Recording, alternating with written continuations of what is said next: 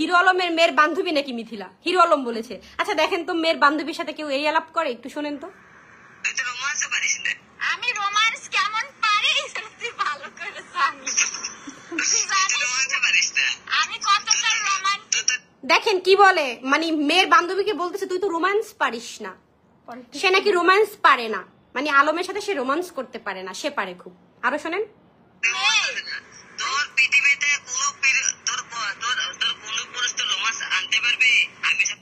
দেখেন কি বলেছে সে, সে বলতেছে পৃথিবীতে কোনো পুরুষ নাকি তার রোমান্স আনতে পারবে না একমাত্র হিরো আলম ছাড়া। এত আপনি কিভাবে জানেন যে মিথিলা রোমান্স পারে না? আপনি রোমান্স করেছেন না, অস্বীকার করেন কেন তাহলে ওনাকে? যে আপনি তো ওনাকে স্বীকার করছেন না, আপনি তো ওনাকে তাহলে ধর্ষণ করেছেন, আপনি তো ধর্ষক। আসসালামু আলাইকুম বন্ধুরা, আশা করি সবাই ভালো আছেন। আল্লাহর অশেষ রহমত, আমিও ভালো আছি। শুরুতে যে ভিডিওটি দেখলেন, আজকের ভিডিওটি খুবই গুরুত্বপূর্ণ। আশা করি শুরু থেকে শেষ পর্যন্ত আমাদের সাথেই থাকবেন। অনলাইন জগতের পরিচিত মুখ, আলোচিত সমালোচিত কন্টেন্ট ক্রিয়েটর হিরো আলম। আমরা দেখেছি দীর্ঘ 3টি বছর হিরো আলম রিয়ামনির সাথে সংসার করেছেন এবং কন্টেন্ট ক্রিয়েট করেছিলেন। এবারে হঠাৎ করে আমরা দেখেছি যে হিরো আলমের বাবা মারা যাওয়ার পরে তাদের মধ্যে ঝামেলা সৃষ্টি হয়েছে এবং একজন একজনকে ধরছেন। হিরো আলম দাবি করেছেন তার বাবা দীর্ঘদিন অসুস্থ থাকলেও রিয়ামনি তার পাশে দাঁড়াননি, এ কারণেই তিনি আর রিয়ামনির সাথে একসাথে সংসার করতে চাচ্ছেন না। এদিকে রিয়ামনি জানিয়েছেন যে হিরো আলম পরকীয়ায় জড়িয়েছেন এবং পরকীয়া যার সাথে করেছেন সেই মিথিলাকে তার বাবার পাশে রেখেছেন, যে কারণে তাদের মধ্যে ঝামেলা সৃষ্টি হয় এবং তিনি যে পরবর্তীতে এ কারণেই হিরো আলমের সাথে বা হিরো আলমের বাবার সাথে যায়নি। এছাড়াও যে কন্টেন্টের কথা বলা হয়েছে, সেই কন্টেন্ট রিয়ামনি দাবি করেছে দীর্ঘ 25 দিন তিনি অপেক্ষা করার পর যেহেতু হিরো আলম তাকে কোনো টাকা পয়সা দেয় নাই, সেক্ষেত্রে তিনি বাইরে কাজ করতে বাধ্য হয়েছেন। এই বিষয়টি পুরো ক্লিয়ার করেছেন রিয়ামনি ও মিথিলা। এছাড়াও হিরো আলমের সাথে কি আসলেই যখন মিথিলার সম্পর্কের কথা ফাঁস হয়েছিল, তখন কিন্তু হিরো আলম এটা মিথ্যে দাবি করেছিলেন এবং তিনি দাবি করেছিলেন তার মেয়ের বান্ধবী মিথিলা। তো এবারে রিয়ামনি এবং মিথিলা এমন কিছু প্রমাণ অডিও ক্লিপ নিয়ে এসেছে যেটা দেখলে বা শুনলে আপনারা বুঝবেন যে আসলেই মিথিলের সাথে হিরো আলমের পরকীয় সম্পর্ক বা সম্পর্ক ছিল। তো এটা তারা এই অডিওর মাধ্যমে প্রমাণ করেছেন। তো আমরা পুরো বিষয়টি জানবো। শুরুতেই আমরা রিয়ামনির সাথে যে ঝামেলাগুলো হয়েছিল, যে ঝামেলার কারণে রিয়ামনি দূরে গিয়েছিলেন, সেই বিষয়টি শুনবো এবং একই সাথে মিথিলের সাথে যে পরকীয় জড়িয়েছিলেন হিরো আলম, সেই বিষয়টিও এই অডিওর মাধ্যমে ক্লিয়ার হয়েছে, সেই বিষয়টিও শুনবো। তো চলুন আমরা রিয়ামনি এবং মিথিলার পুরো যে বিষয়টি হিরো আলমকে নিয়ে ফাঁস করেছে সেই মন্তব্য এবং সেই অডিও ক্লিপটি শুনে আসি। বিগত দিনেই আপনারা জানেন যে হিরো আলম এবং আমার মধ্যে একটা সম্পর্ক ছিল হাজবেন্ড ওয়াইফের। তো আমাদের সম্পর্ক ভালোই যাচ্ছিল। ইতিমধ্যেই দেখা যায় আমাদের একটা দ্বন্দ্ব চলে। সে দ্বন্দ্বর কারণ ছিল মিথিলা। সে মিথিলার সাথে সম্পর্ক গড়ে তোলে যেটা একজন স্ত্রী মেনে নিবে না। তো আমি মেনে না নেওয়ায় সে তার সাথে লুকায় লুকায় সম্পর্ক রাখতো, আমাকে জানাইতো না। এরই মধ্যে তার বাবা অসুস্থ হয়। তার বাবাকে দেখাশোনার জন্য আমি থাকলে তাকে আড়াল করে, সে থাকলে আমাকে আড়াল করে। একটা সময় তাকে ঢাকা আনা হয়, ঢাকা হসপিটালে ভর্তি করানো হয়। ভর্তি করানোর সময় আমি ছিলাম। দেন উনি ওনাকে ওইখানে নিয়ে আসে। আমি তো জানি ওনার সাথে সম্পর্ক নেই। হুট করেই যখন ওনাকে আমি দেখতে পাই, তখন আমি তাকে বলি যে হোয়াট ইজ দিস, উনি কেন এখানে? উনি আমাকে বলে উনি এখানে থাকবে, তুমি বাসায় থাকো। উনি থাকুক, আমার বাবাকে বাবা ডেকেছে, ওনার সাথে তো আমার কোনো সম্পর্ক নেই। আমার বাবাকে বাবা ডেকেছে, মাকে মা ডেকেছে, সেই ক্ষেত্রে ধরতে গেলে ও আমার বোন হয়, মানে হয় না, বোন হয়। আচ্ছা ঠিক আছে, তাও আমি মানি না। আমার সাথে তার ঝগড়া হয়, ওকে নিয়ে আমার সাথে ঝগড়া হয়। ঝগড়া হওয়ার পর তার বাবা অসুস্থ থাকে হসপিটালে, যেখানে আমি যেতে পারি না। উনি যেখানে আছে আমি সেখানে গেলে তো ঝগড়া হবে, সত্যি তো ঝগড়া হয়ে যায়, তাই না? তো আমি ঝগড়া করতে চাই না বিধায় আমি হসপিটালে যাই না। তারপর তার সাথে আমার ঝগড়া প্রায় কতদিন ছিল হসপিটালে? 32 দিন। একটু কথাটা মাথায় রাখবেন আপনারা, 32 দিন তার সাথে আমার ঝগড়া। 32টা দিন যখন ঝগড়া, তখন মেবি 25 দিনের মাথায় আমি কাজ করি। যেহেতু সে আমাকে টাকা দেয় না, পয়সা দেয় না, আমার কাজ করতে হবে। আমি কাজ করতে যাই। 32 দিন পর যখন 25 দিনের মাথায় যখন আমি কাজ করি, কাজগুলো তো আসলে প্রসেসিং করতে হয়। প্রসেসিং করার পর তো কাজ আপলোড করা হয়।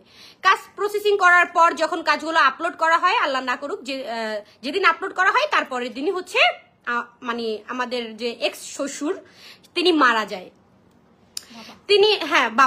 তিনি মারা যায়। তো সে কি করলো, সেই সুযোগটা কাজে লাগালো। তার বাবা মারা গেছে সেটা তো পড়েই থাকলো, সে উঠে পড়ে লাগলো কিভাবে রিয়ামণিকে হ্যারেস্ট করা যায়, কিভাবে রিয়ামণিকে দেশবাসীর কাছে খারাপ বানানো যায়। না, আমি তোমাকে বলার সুযোগ দিব। তারপর হচ্ছে গিয়ে কি সে কি করলো, তার বাবার লাশ নিয়ে যখন বগুড়া যায়, আমি তাকে ফোন করি, যাই হয়ে যাক ঝগড়া, আমার সাথে অনেক ঝগড়া তার সাথে, সে আমাকে বলে আমার সামনে আসতে তোকে মার্ডার করে ফেলবো। তারপর হচ্ছে গিয়ে কি সে আমাকে হুমকি দেয়, আমি যাই না। তারপর সে কি করে, এই মিথিলাকে সাথে নিয়ে কিন্তু বগুড়া বাড়িতে যায় লাশ নিয়ে। মিথিলা তুমি সাথে ছিল না? আমি তো 32 দিনই হসপিটালে লাশের সঙ্গে তো যাবই। লাশের সঙ্গে সে বগুড়াতে যায়। হ্যাঁ, বগুড়াতে গিয়ে মিথিলা আর হিরো আলম এক রুমে থেকেছে। হ্যাঁ। তারপর হয়েছে কি একটা সময় গিয়ে সে যখন মিডিয়াতে আমাকে পচাবে, মানে আমি নাকি মুখ দেখাতে পারবো না, আমার 14 গোষ্ঠীকে সে পচাবে, সেই প্ল্যান করে, এই মেয়েটা অসুস্থ, উনি হচ্ছে বাচ্চা নষ্ট করেছে, হিরো আলমের বাচ্চা নষ্ট করেছে, সে অসুস্থ, সেই অবস্থায় তাকে বাসা থেকে বের করে দেয়, বলে তুমি এখন চলে যাও, তুমি কিছুদিন পর আসো। অসুস্থ একটা মেয়েকে বাসা থেকে বের করে দেয়।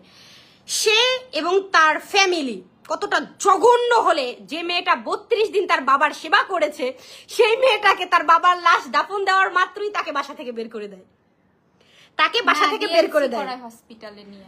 আচ্ছা বুঝলাম, দিন পরে আচ্ছা হসপিটাল নিয়ে কোন রকমের ওর বাচ্চাটা নষ্ট করে তাকে বলে তুমি চলে যাও, তুমি চলে যাও। সে সেই অসুস্থ অবস্থায়, আপনারাই বলেন, যে মানুষটা উঠে দাঁড়ানোর শক্তি নেই, সে কোথায় যাবে? সে তখন কোথায় যাবে? তাকে কোন রকমের হসপিটালে ভর্তি করানো হয়। তারপর সে যখন মিডিয়ার সামনে আসে, হিরো আলম কিন্তু অস্বীকার করে।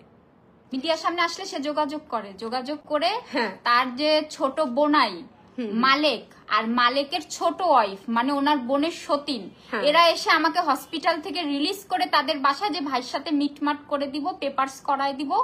তার ছেলের মাথা ছুঁয়ে, মালেকের ছোট ওয়াইফ ছেলের, তার নিজের একটা ছেলে সন্তানের মাথা ছুঁয়ে বলে আমরা কথা দিচ্ছি আপনাদেরকে মিল করায় দেব, বইলে আমাকে নিয়ে যে তারপরে হচ্ছে তাদের আসার কথা আমার সাথে, সেখানে আমাকে হুমকি দেয় যে আমাকে অ্যাসিড মারবে আমি যদি বগুড়ায় পা দিই। ওই মালিক বলে আমাকে ওই যে আপনার কোন একটা বাস স্ট্যান্ড থেকে টিকিট কেটে উঠায় দেয়, আর আলম ফোনে বলে কি কালকে তোমাকে হসপিটালে ভর্তি করব।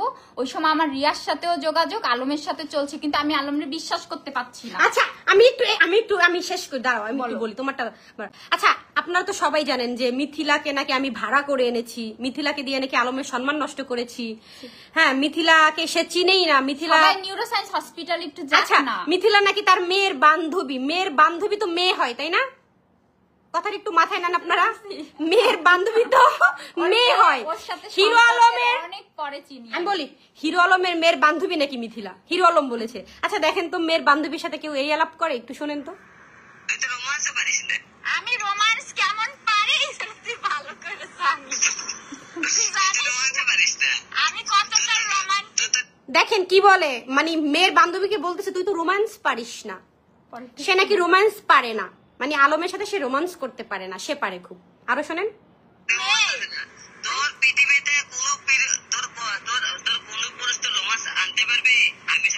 দেখেন কি বলেছে সে বলতেছে পৃথিবীতে কোনো পুরুষ নাকি তার রোমান্স আনতে পারবে না, একমাত্র হিরো আলম ছাড়া। এত রোমান্টিক পুরুষ সে। মেয়ের বান্ধবী হয়তো। তুমি না বলেছ মিথিলাকে আমি ভাড়া করে এনেছি? আমি উত্তেজিত হয়ে আলমকে অনেক, আমি দর্শক হিরো আলমকে অনেক গালাগালি করেছি। সে একজন ধর্ষক, মাথা গরম হয়ে যেতেই পারে ভাইয়া। এই সিচুয়েশনে কারো মাথায় ঠিক থাকবে না, ঠিক আছে? আমার ভাড়া করা লোকের সাথে সে রোমান্স করেছিল কেন? তাই তো, তুই ছাড়া কি আমাকে কেউ আনতে পারবে? তাহলে বোঝ আমি কতটা রোমান্টিক, যে তোর মতো বেটা আমার লাগে। বুঝতে পেরেছিস?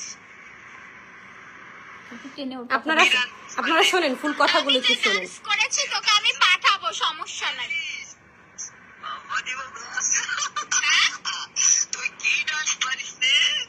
আমি তোকে তো আমি কোনোদিন তোর সামনে, তোদের জোকারের সামনে না আমার লজ্জা লাগতো। আমি তো এরকম জোকার দেখি নাই, তোর সামনে আমার লজ্জা লাগতো, এই জন্য নাচতে পারতাম না। তোর মেয়ের কাছে শুনিস আমি কতটা ভালো ডান্স করি। তুই তো রোমান্স পারিস না। আমি রোমান্স কেমন পারি তুই ভালো করে জানিস। আমি কতটা সে রোম্যান্স পারে না সেটা আপনি কিভাবে জানেন হিরো আলম? আপনি কিভাবে জানেন যে মিথিলা রোম্যান্স পারে না? আপনি রোম্যান্স করেছেন না, অস্বীকার করেন কেন তাহলে ওনাকে? যে আপনি তো ওনাকে স্বীকার করছেন না, আপনি তো ওনাকে তাহলে ধর্ষণ করেছেন। আপনি তো ধর্ষক, আপনি তো একটা ধর্ষক। না ওইটুকু শোনো। আচ্ছা ওইটুকু শোনাবো না, তোমার কিছু বলার থাকলে বলো, আমার আর কিছু বলার নেই। এখন আমি আজকে অনেক হ্যাপি, কারণ পুরো বাংলাদেশের মানুষের কাছে উনি আমাকে বলছিল যে আমি যদি প্রমাণ করতে পারি তাহলে নাকি উনি আমার সাথে সংসার করবে। আজকে প্রমাণ করেছি। আর আরো কিছু আমার কাছে অডিও আছে, আপনাদেরকে এক এক করে আমি দিব।